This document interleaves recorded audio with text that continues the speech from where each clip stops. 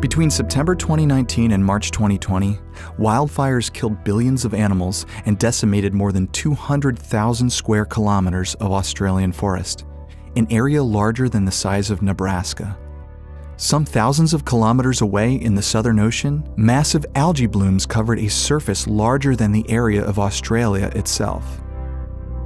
Just how are these wildfires and ocean blooms connected? To untangle that, we look to the carbon cycle.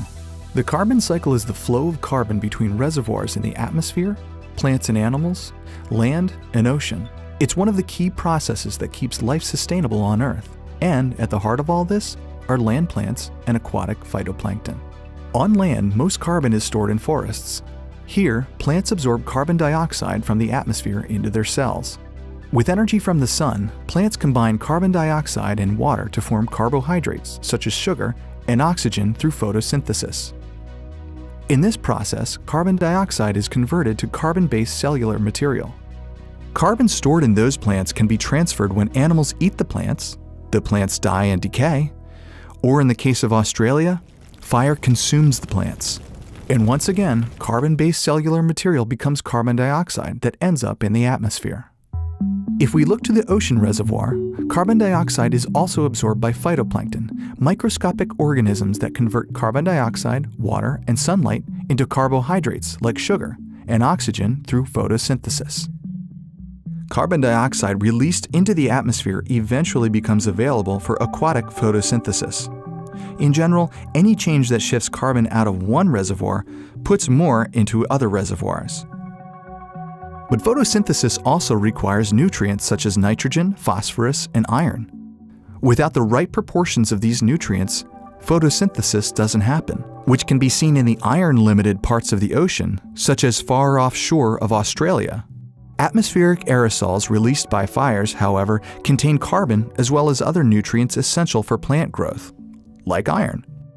When these aerosols are deposited on the ocean's surface, these nutrients become available for photosynthesis. This iron from the Australian wildfires is now thought to have stimulated the massive Southern Ocean phytoplankton blooms. Blooms of such magnitude that they converted an almost equivalent volume of carbon dioxide released by the fires into carbohydrates and cellular material. And here is why having a vantage point from space is crucial. From satellites, we can observe how the movement of carbon changes when large-scale events like wildfires occur. The connection between the Australian wildfires and Southern Ocean bloom could not have been made without satellites. NASA's Plankton Aerosol Cloud and Ocean Ecosystem, or PACE, mission is specifically designed to better measure parts of the atmosphere and ocean connection with unprecedented resolution.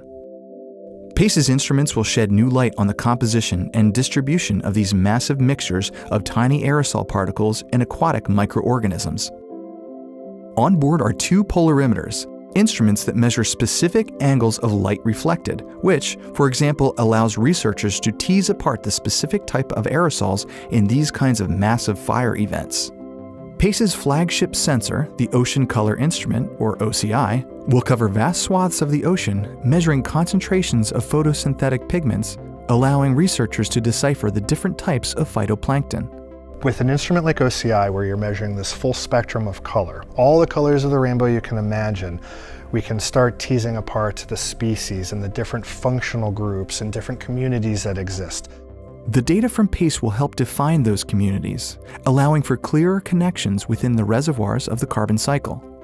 These fires emitted a huge amount of carbon and other aerosols into the atmosphere, with some estimates suggesting volumes greater than Australia's annual emissions from fire and fossil fuels combined. Those aerosols contained essential nutrients that are thought to have stimulated the rapid growth of phytoplankton in the Southern Ocean. And these kinds of connections can have big impacts. It's really important to know where the carbon is going and where your food source is going. This is important for not just climate studies, but food security. The fires that tore through Australia are just one example of how Earth systems are linked in ways we're only beginning to fully understand. With data from PACE, we'll get a clearer picture of carbon as it links land use and fires, atmospheric aerosols and marine communities, and ultimately improves the data we put into climate models.